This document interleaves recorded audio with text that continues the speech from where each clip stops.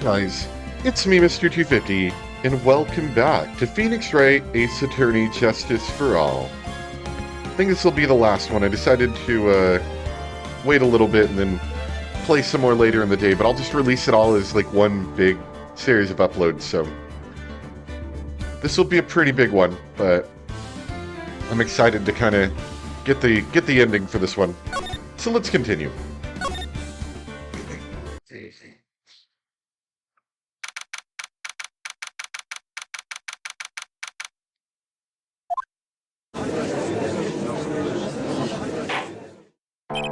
Court will now reconvene. I assume both sides are ready? Yes, Your Honor. Yes, Your Honor. I can understand the defense acting like this. However, why do you also seem distraught, Mr. Edgeworth? It's nothing, Your Honor. What's wrong with Edgeworth? It looks like something unexpected just happened to him.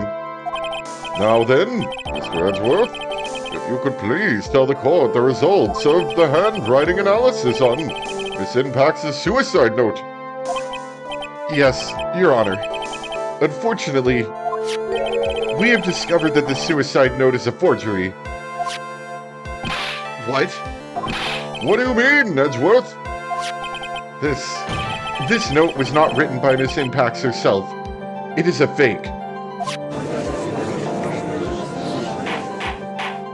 I kind of believe that might be a lie. Order, order, order! Mr. Edgeworth, would you care to explain what is going on? If this was not written by Miss Impax, then who wrote it? We would need more time to do a more detailed analysis. However, it appears that the handwriting matches that of the victim, Mr. Juan Corrida. Mr. Corrida? Well, well. It looks like Miss Impax never left a suicide note after all. She never wrote anything about Engard. However, Your Honor, even though this suicide note is indeed a fake, Mr. Engard could not have known that, and so the facts remain unchanged, maybe? Acting under the assumption that it was real, he had plotted to possess it. That does sound very plausible.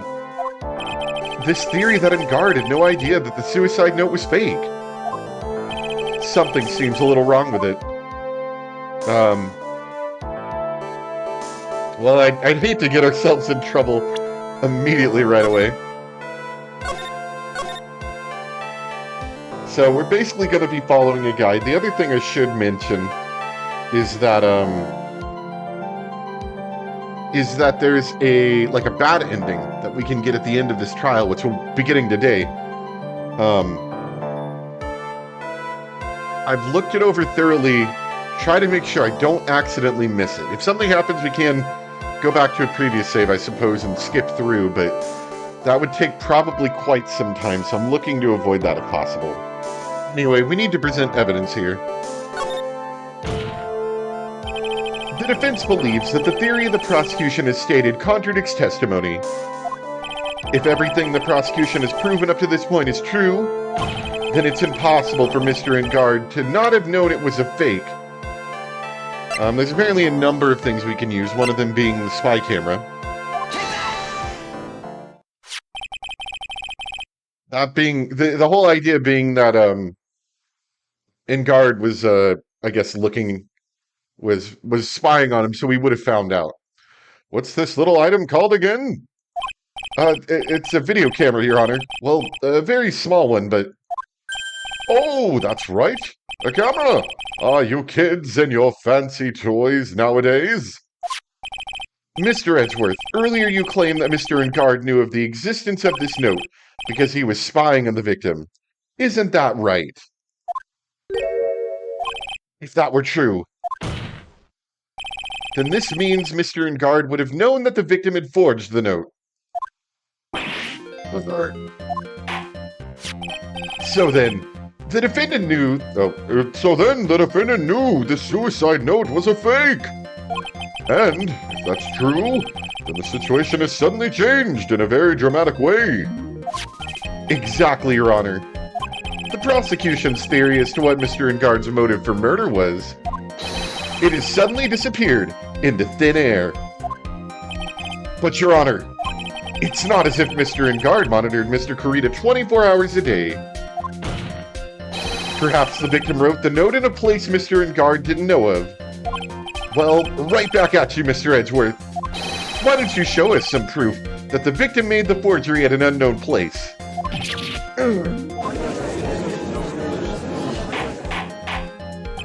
Order! Order! Order!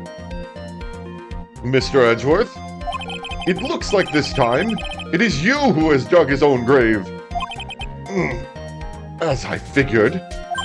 Huh? As you figured? As I figured. It came down to this after all. Mr. Edgeworth, you were not making any sense. When I heard the results of the handwriting analysis, I thought this might happen. The question is, what next? What next? If the prosecution can't prove Mr. Engard's motive through evidence, then we must prove it from another angle. Well, I agree with you there. Your Honor, the prosecution would like to call a witness to the stand at this time. Oh, well, that's fine. However, this witness is a little unusual. Edgeworth stuttering? This isn't like him at all. Unusual? Well, what sort of witness is this person, Mr. Edgeworth? This witness is one who is perfectly fit to answer once and for all the question of who was it that hired Shelley D. Killer to commit murder? That's impossible. Who in the... No such person exists who can answer that question with such certainty. Yes, Mr. Edgeworth, who is this witness? It's, yes, go on. Who is it? The man himself, Mr. Shelley D. Killer. Oh, Mr. D. Killer. Yes, that makes perfect sense. Wait! Shelley D. Killer! Mr. Edgeworth, what has gotten into you? You mean the killer? The assassin? Yes, Your Honor. He's coming here? To the witness stand? Well, yes, in a manner of speaking. I recognize that this is a very unusual circumstance, so I ask for your permission.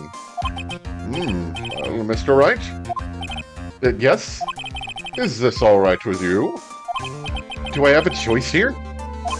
I can't really do much else to drag this trial out. The defense has no objections, Your Honor. I wonder if it really is all right to do this. Very well, then. The prosecution calls its witness to the stand. Edgeworth, is there no other way left to us? What, like, we're just gonna, be like, hey, come in, witness that's on the run. Now then, witness, your name and your, occupation, please.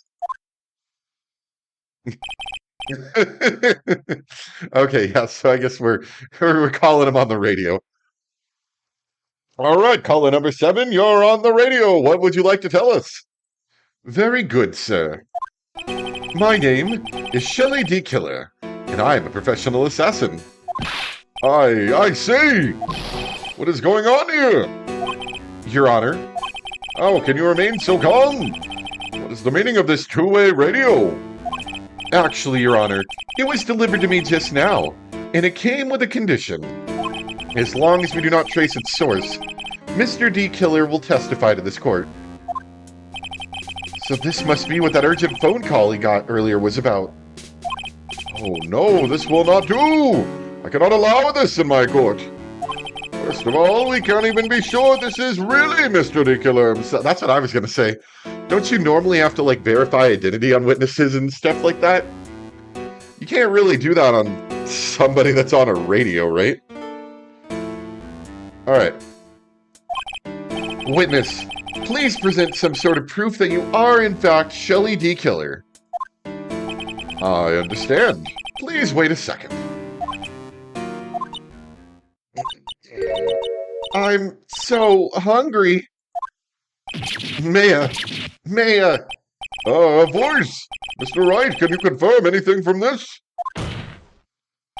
The defense has no objections to this person. We are satisfied that this man is indeed Shelley D. Killer. It looks like we have run into yet another unexpected turn of events. Well, it doesn't seem like we have too many choices under these circumstances. So... Now then, witness. There's one thing I would like to confirm before we speak of anything else. And what would that be? At the request of a client, you killed Mr. Juan Carita, is this correct? It is as you say.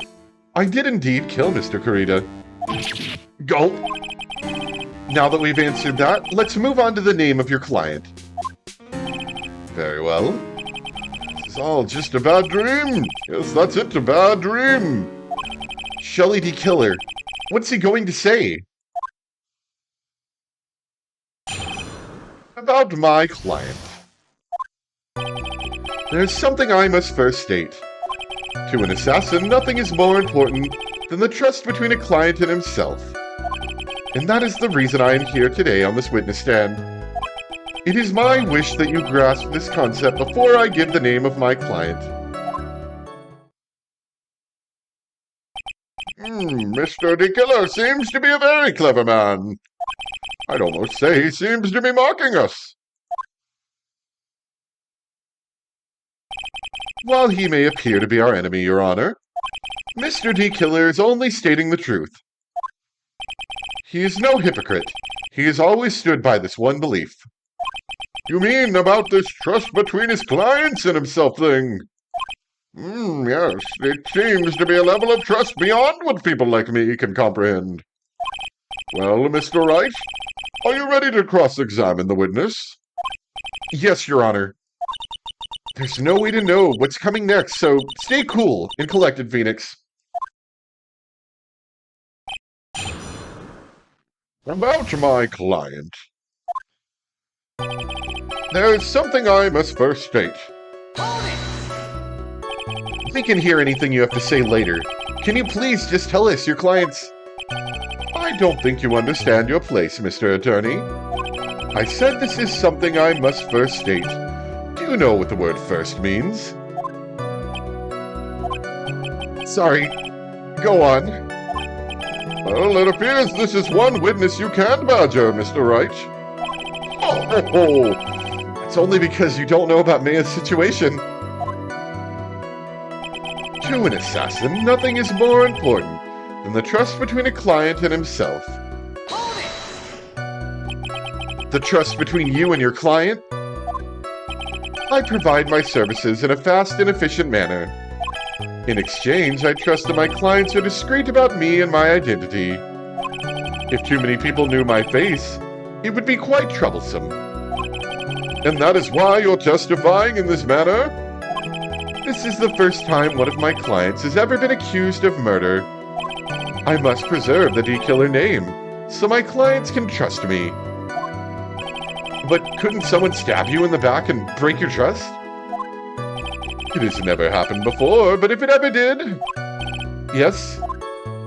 That person wouldn't be my client for very long. They would certainly... That's enough! Please, no more! Very well. It was only a hypothetical anyway. And that is the reason I am here today on this witness stand. That seems a little strange to me. I mean, you're about to tell us the name of your client. I would think that this would be very bad for them. It doesn't matter to me. This client has already broken the rules and acted outside of their prescribed role. Their role? This person tried to implicate another of the crime in order to save themselves. And this is a trespass that cannot be forgiven. You! Who gave you the right to be so high and mighty? To the gentleman who spoke just now. Excuse me, but would you care to die? No, I didn't say anything. The judge had better watch himself. It is my wish that you grasp this concept before I give you the name of my client. We understand, so please tell us the name of your client. I'm afraid I cannot do that. I still have a few things to say before I do.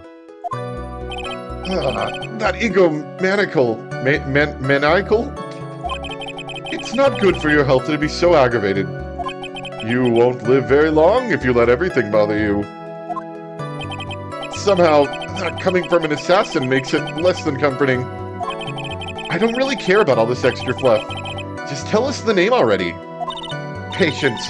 Try to calm down a little. It's important to try to understand his mindset. He seems very steadfast and closed, so you're gonna have to work to get him to talk. I'm not his therapist, you know. Okay, so presumably I have to... Let's see.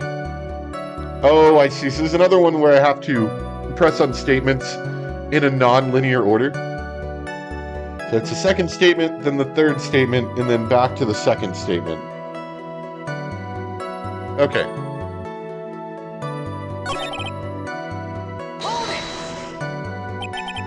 The trust between you and your client.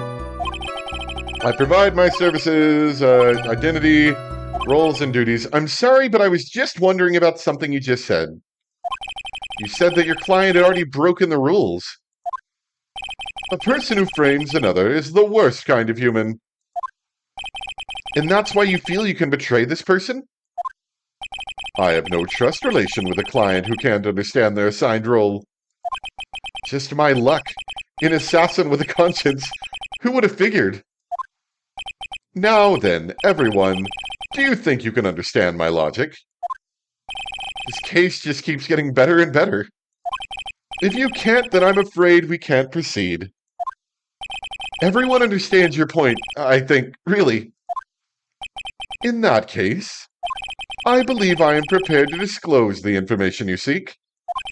You've made it crystal clear that you value trust over all else. I believe we are ready. Excellent. And that is the reason I am here today on the witness stand. Now, I do believe it's about time I revealed the name of my client, don't you agree?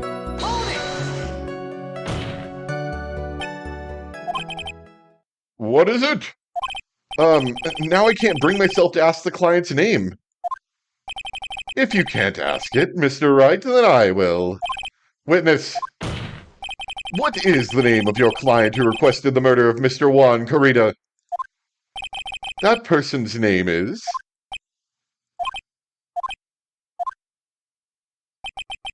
Adrian Andrews. What? Oh. No, that's wrong. Witness? Witness? That's not who you told me it was earlier. Pray tell, what are you talking about, Mr. Prosecutor? I should think I know my own client, and it is Adrian Andrews. What? This can't be. On the phone earlier. What's going on here? My guess is that Mr. D. Killer just stabbed Mr. Edgeworth in the back. Stabbed Edgeworth in the back? I'm sure in order to get an audience with this court, Mr. D. Killer told him a different name. Madengard, perhaps? I knew it. This is outrageous. I was deceived. This witness is telling a very serious lie. But you are the one who summoned this witness. You, Shelley D. Killer? My testimony is the truth. The defendant at the moment is Madengard, and am I correct? All I wish to do is help procure his acquittal. Wow. All of a sudden, it feels like we can actually win this. Yeah. Are we going to trust a radio, everyone? The prosecution has failed to provide a motive and has instead provided this suicide note, which is a forgery created by the victim. Furthermore, there is a possibility the defendant himself knew it was a fake.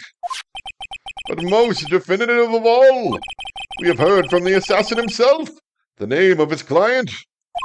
Mr. D. Killer's client who requested the murder was not the defendant at all! No. With all this evidence, it is obvious to me that this means that Mr. Madengard is innocent! I seem to have caused you all a bit of confusion. Please continue your discussion and call me when you have reached a verdict. Bailiff, please bring me the radio, Bailiff. I want to talk to him. Please bring Miss Adrian Andrews in immediately. What now? With the way this is going, Ingard will be found innocent. This may be our last chance to save Maya. Yeah, but Edgeworth is right. The killer is lying. And Ingard, my client, I know he's guilty. Can I live with myself if I win this? Who would have believed that the prosecution's own witness would have absolved the defendant? Your Honor, the prosecution requests permission to further question the witness. Shelley D. Killer is certainly lying under oath. Yes, that would be a possibility. It wasn't me. Listen, everyone, please. That testimony just now, it was one big lie. Miss Andrews, the suicide note may have been a fake, but that man, Matt, he's the reason Celeste died. And Juan's death, it was all because he got pulled into Matt's twisted world. That testimony just now, you have to believe me. It was a horrible, horrible lie. But Mr. D. Killer himself has testified. He has named you as his witness, as his client. No, that's not true. Also, there is quite a bit of evidence that points to you. The knife and button, donning the nickel samurai costume. But that's... You even have a motive. We know that Miss Celeste Impax was a large part of your life. You wanted to follow her, and you wanted revenge against the two who hurt her. I would say you have plenty of reasons to want them both dead. No. Mr. Wright. You know the truth. Tell them the real story. Who the real killer is. Tell them. Please, help me.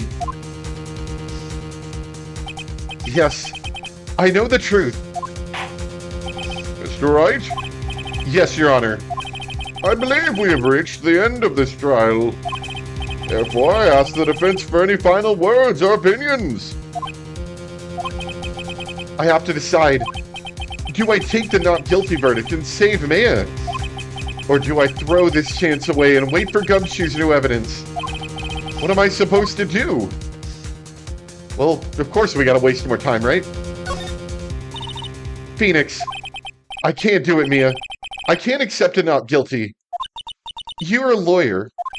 I know. But Madengard is a killer, a murderer. I can't let him get away with this. I can't let someone else take the fall. If I let Miss Andrews be convicted, then I am no better than Ingard. And even though I don't want to admit it, I have to face the fact that it is because of Edgeworth that I now know the real truth. He could have gotten Ingard convicted so many times over, but he never took a single one of those chances. If I take this verdict right now, I'd be betraying his trust. His trust? I never thought about it until now. I trust him? Yes, you do. Mr. Wright, your opinion, please. The defense requests that we be allowed to further question Mr. D. Killer. Am I hearing you correctly, Mr. Wright? Right. But, that witness has cleared your client through his testimony. Your job here is done.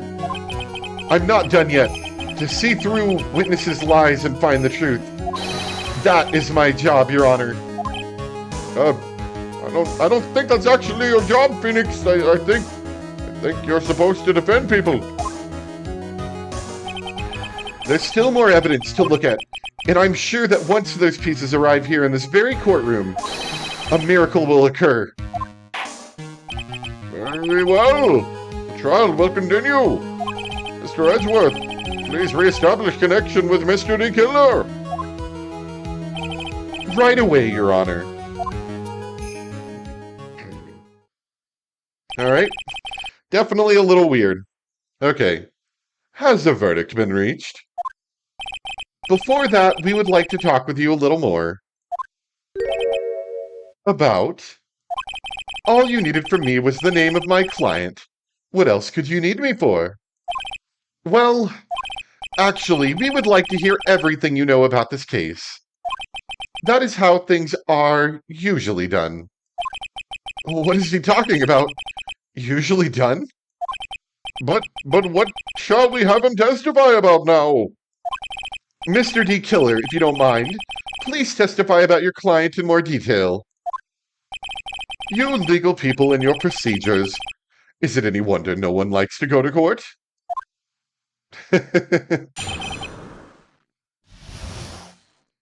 Alright. So I already went ahead. I think what I'm going to start doing, because I can't make a mistake at this point if the trial's over and then I have to go back to his save. Personally, I would rather just get all this stuff right and not mess up and not have to do all that. So I'm just going to start looking at these like ahead of time and getting the idea of like the statements that I need to press on and stuff like that. But we will still like press on all the statements just to hear everything. Anyway, about my client part 2. As I've already stated quite a few times, Adrian Andrews is my client. However, one thing I simply cannot overlook is tampering with the scene of the crime. My client did it to frame another for the crime. While pretending to be the first person to discover the body and enter the scene, Adrian Andrews already knew from the very beginning that Juan Carita was dead. But even more appalling is the creation and planting of the knife and button. That act is what I was referring to when I said that my client had broken the rules.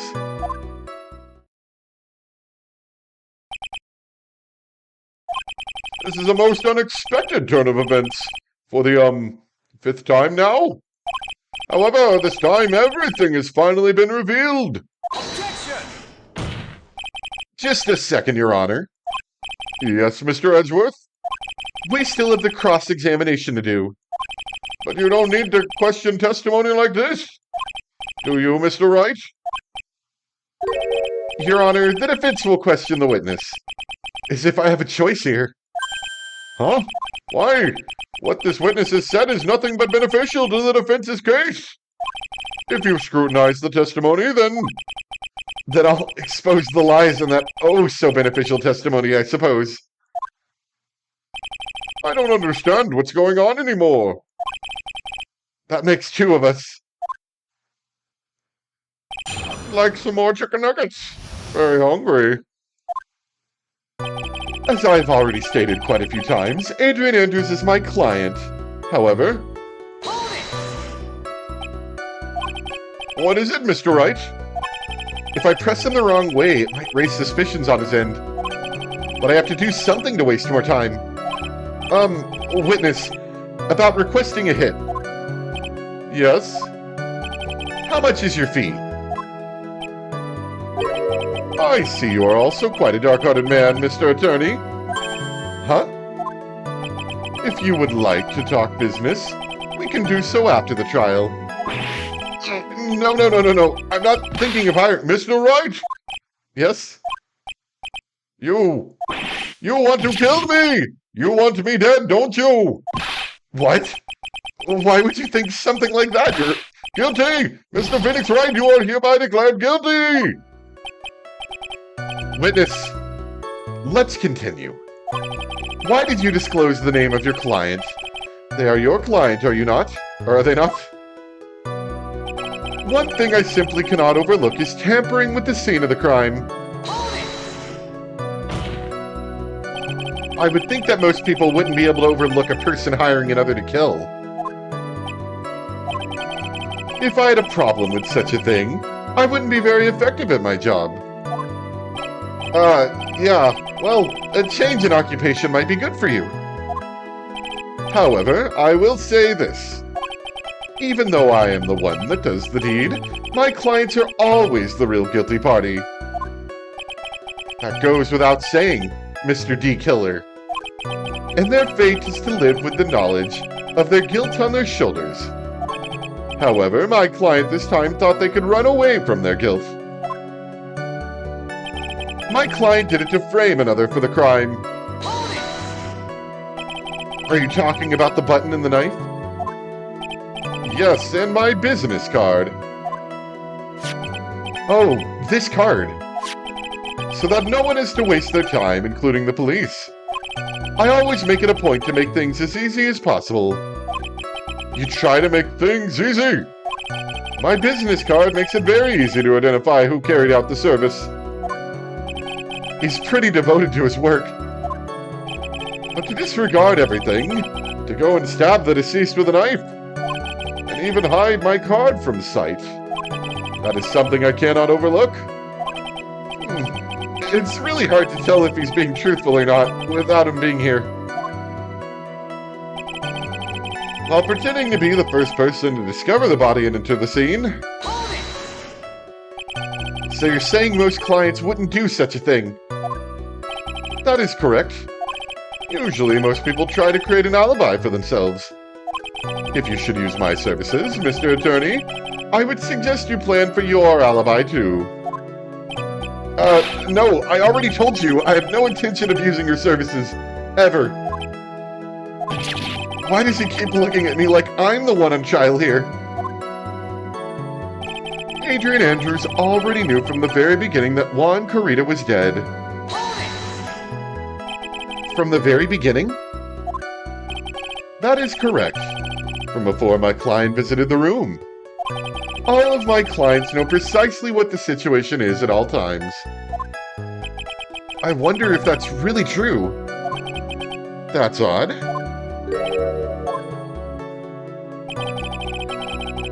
So that's the statement that we actually have to present on, but we're going to press on these remaining ones still, I believe. Yeah. But even more appalling even, is the creation and planting of the knife and button. So why do you think your client did that? What do you mean by why? Well, fiddling around at the scene of a crime is pretty risky. And why would someone who has requested a murder go to the crime scene anyway? That is true. I assume it was probably done to frame Mr. Engard. If that's the case, then why didn't the person just request that you do it? Sadly, that is not possible. Huh? My job is to kill. That is all. And I leave my business card behind, naturally. The business card is so my clients may escape blame. To protect them is my duty. Even if they say it's for revenge, setting someone else up to take your fall. That act is what I was referring to when I said my client had broken the rules. And that's all you have to testify? Yes, and I pray that I will never be called to the stand again. Again? As in you plan to continue? I must, as I have yet to find a person to take my place and become the fourth successor. Actually, how would you like a new life, Mr. Attorney? Excuse me? No, I'm fine, really.